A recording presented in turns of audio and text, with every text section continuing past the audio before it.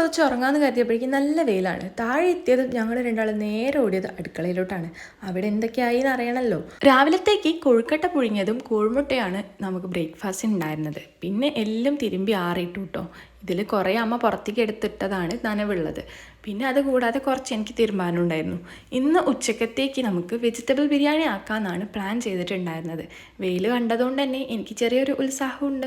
എനിക്ക് മഴ കാണുമ്പം പണിയെടുക്കാനൊന്നും വലിയ മൂഡ് വരില്ല, ഭയങ്കര മടി വരും. പക്ഷേ വെയിലാണെങ്കിൽ ഞാൻ കുറച്ച് ഉഷാറാവും. ഇതിന് ബിരിയാണി എന്ന് പറയണോ വെജ് പുലാവ് എന്ന് പറയണമെന്ന് എനിക്കറിയില്ല. എന്താണെങ്കിലും ബിരിയാണി എന്ന് കേട്ടാൽ എനിക്ക് പെട്ടെന്ന് വിശപ്പ് വരും. അതുകൊണ്ട് തന്നെ ഞാൻ വേഗം കുറച്ചെടുത്ത് കഴിച്ചു കേട്ടോ.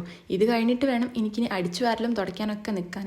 അതും കഴിഞ്ഞ് കുളിക്കാനൊന്നും നിന്നില്ല കേട്ടോ. വേറെയും കുറച്ച് വർക്ക് ഉണ്ടായിരുന്നു, അത് ചെയ്ത് തീർത്തിട്ടാണ് കുളിക്കാൻ പോയത്.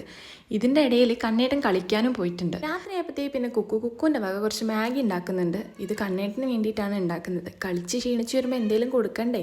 കണ്ണേട്ടന് ഇപ്പോൾ ഈ ഇടയായിട്ട് തുടങ്ങിയതാണ് സൺഡേ ഓർ സാറ്റർഡേ വന്നു കഴിഞ്ഞാൽ ഒന്ന് ക്രിക്കറ്റ് കളിക്കാൻ പോവാന്നുള്ളത്. അതിനൊത്ത കൂട്ടാളികളും ഉണ്ട്. അതൊക്കെ പോട്ടെ. പിന്നെ ഞാൻ ബാക്കിയുള്ള കുറച്ച് മാഗി എടുത്ത് അങ്ങനെ തന്നെ കഴിച്ചു കേട്ടു. പാത്രത്തിലൊന്നും ആക്കാൻ നിന്നില്ല. എനിക്ക് എഴുതാൻ എനിക്ക് മടിയാണ്.